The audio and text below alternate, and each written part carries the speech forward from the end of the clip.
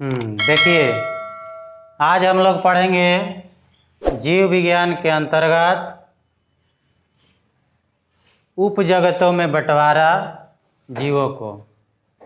तो हम लोग पहले जानते थे कि जीवों को अलग अलग हिस्सों में कई विधियों द्वारा बांटा गया है। आइकलर एक वैज्ञानिक है और उन्होंने समस्त पादप जगत को, ठीक है, किनको, पादप जगत को यानी जगत प्लांटी को 2 वर्गों में बांट दिया। कितने वर्गों में बांट दिया? 2 वर्गों में। और इस वर्ग को उपजगत नाम दिया। क्या दिया? उपजगत। यानी पादप जगत को 2 उपजगतों में बांट दिया, जिसका नाम है क्रिप्टोगैम्स और फेनरोगैम्स। क्या नाम है जी? क्रिप्टोगैम्स और फेनरोगैम्स। पूछ देगा क्वेश्चन, इस तरह से क्वेश्चन पूछा जा सकता है कि आइकलर ने पादप जगत को कितने उपजगतों में बांटा? तो 2। कौन कौन? क्रिप्टोगैम्स और फेनरोगैम्स। कौन कौन? क्रिप्टोगैम्स, फेनरोगैम्स। याद हो जाएगा। उसके बाद क्रिप्टोगैम्स में किसको रखा और फेनरोगैम्स में किसको रखा? तो कुछ जो पादप है उनमें बीज नहीं पाया जाता है, यानी उनके फल के भीतर बीज नहीं पाया जाता है, यानी वे बीज रहित होते हैं।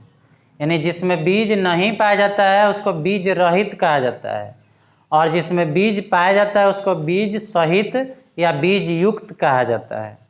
ठीक है, बीज सहित या बीज युक्त कहा जाता है। तो इस आधार पर आइकलर ने 1883 कब? 1883 में समस्त पादप जगत को कितने वर्गों में बांटा? तो कितने उपजगत में बांटा? तो 2, क्रिप्टोगैम्स, फेनरोगैम्स। अब बीज रहित जो पौधे होंगे उनके उपजगत को क्रिप्टोगैम्स कहा जाएगा, और जिसमें बीज सहित होगा यानी बीज युक्त होगा वैसे पौधे को इन्होंने रख दिया किसमें? फेनरोगैम्स में। किसमें रख दिया? फेनरोगैम्स में। और क्रिप्टोगैम्स में क्या आते हैं?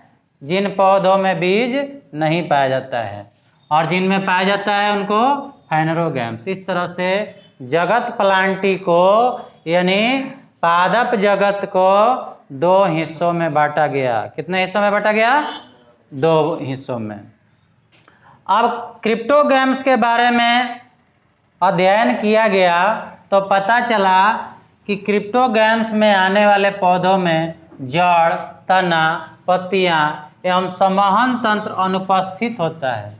यानी जब अध्ययन किया गया तो देखा गया कि न तो इनमें जड़ पाया जाता है, न तना पाया जाता है, न पत्तियां पाई जाती है, और संवहन तंत्र यानी संवहन उत्तक भी नहीं पाया जाता है। और संवहन उत्तक में क्या क्या आता है? जाइलम तथा फ्लोएम। क्या क्या आता है? जाइलम तथा फ्लोएम। तो संवहन तंत्र भी अनुपस्थित होता है। लेकिन अध्ययन किया गया और देखा गया कि उच्च कोटि के जो क्रिप्टोगैम्स हैं उनमें ये सब पाए जाते हैं। यानी जो जड़ है, तना है, पत्तियां हैं और संवहन तंत्र है वो उच्च कोटि के जो क्रिप्टोगैम्स है उनमें उपस्थित होता है। लेकिन अधिकांश क्रिप्टोगैम्स में यह सब जड़, तना, पत्तियां, संवहन तंत्र अनुपस्थित रहता है। उसके बाद है फेनरोगैम्स। तो फेनरोगैम्स जो होता है उसमें वास्तविक जड़ पाया जाता है, तना पाई जाती है, पत्तियां पाई जाती है, संवहन तंत्र पाया जाता है। अब इसी में से अगर आपको जानकारी नहीं होगा और क्वेश्चन पूछ देगा कि क्या क्रिप्टोगैम्स के अंतर्गत आने वाले पौधों में या पादपों में जड़ उपस्थित होता है, तो क्या कहोगे? होता है। लेकिन वही पूछ देगा होता है? नहीं होता है। क्रिप्टोगैम्स में नहीं होता है और फेनरोगैम्स में होता है। फेनरोगैम्स में होता है लेकिन क्रिप्टोगैम्स में नहीं होता है। लेकिन वो अपवाद में पूछ दे कि उच्च कोटि के क्रिप्टोगैम्स में जड़, तना, पत्ती ये सब उपस्थित होता है, तो होता है। किसमें? उच्च कोटि के क्रिप्टोगैम्स में। फेनरोगैम्स में सभी में पाया जाता है। इसके अंतर्गत जितने भी पौधे आते हैं सब में ये रहता है। आगे कह रहा है कि क्रिप्टोगैम्स को कितने विभागों में बांटा गया है? तो क्रिप्टोगैम्स को भी 3 विभाग में बांट दिया गया। कितने विभाग में बांटा गया? 3। कौन कौन? Thallophyta, bryophyta, pteridophyta. कौन कौन? Thallophyta, bryophyta, pteridophyta. क्रिप्टोगैम्स को कितने भागों में बांटा गया? विभागों में। तो थैलोफाइटा, ब्रायोफाइटा, टेरिडोफाइटा। अब इसके अंतर्गत अलग अलग हम लोग अध्ययन करेंगे। अब थैलोफाइटा में क्या आएंगे? तो थैलोफाइटा कहता है कि इसके अंतर्गत वे पादप आते हैं जिनका शरीर जड़, तना तथा पत्तियों में विभाजित नहीं होता है, यानी सब एके में पाया जाता है।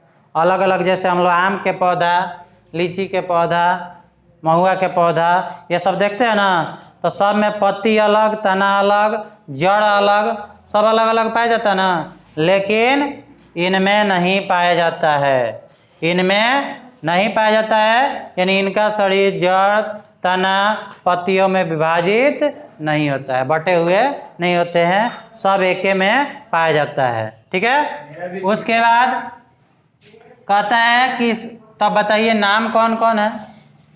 नाम कौन कौन है? तो शैवाल हो गया, लाइकेन हो गया। एग्जाम्पल में पूछा जा सकता है शैवाल और लाइकेन, नाम याद रखना।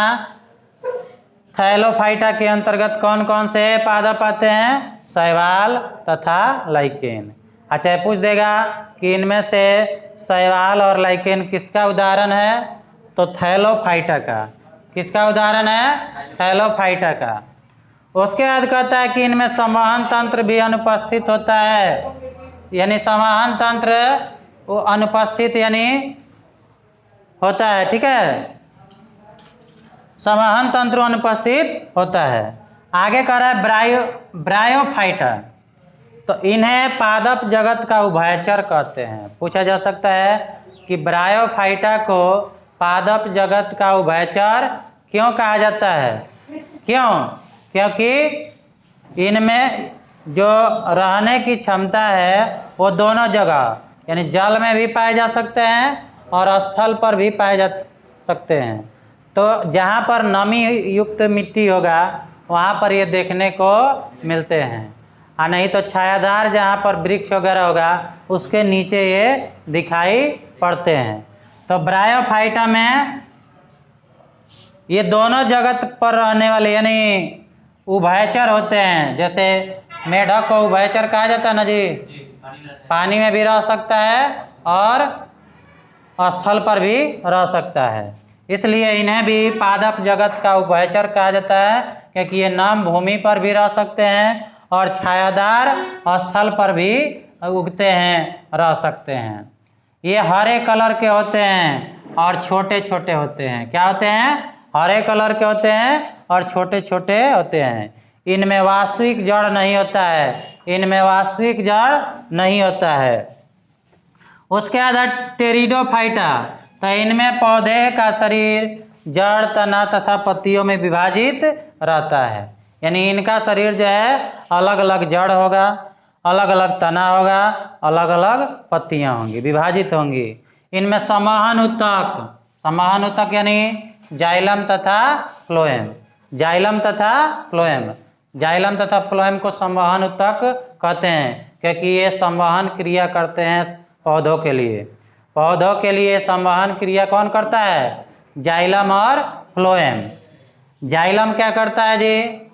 तो जड़ से खनिज लवण और जल को पत्तियों तक पहुंचाता है, और फ्लोएम क्या करता है? जब पत्तियां भोजन निर्माण कर लेती है तो फ्लोएम क्या करता है? भोजन को यानी खाद्य पदार्थ को क्या कर देता है? पूरे बॉडी में वितरित कर देता है जहां जिसकी आवश्यकता होती है। उसके बाद कहता है किसका? इन पौधों में बीज नहीं बनता, इन पौधों में बीज नहीं बनता, इसलिए ये भी क्वेश्चन हो सकता है कि टेरिडोफाइटा में बीज बनता है कि नहीं बनता है? तो नहीं बनता है, इसलिए इन्हें विकसित बीज रहित पौधा कहते हैं।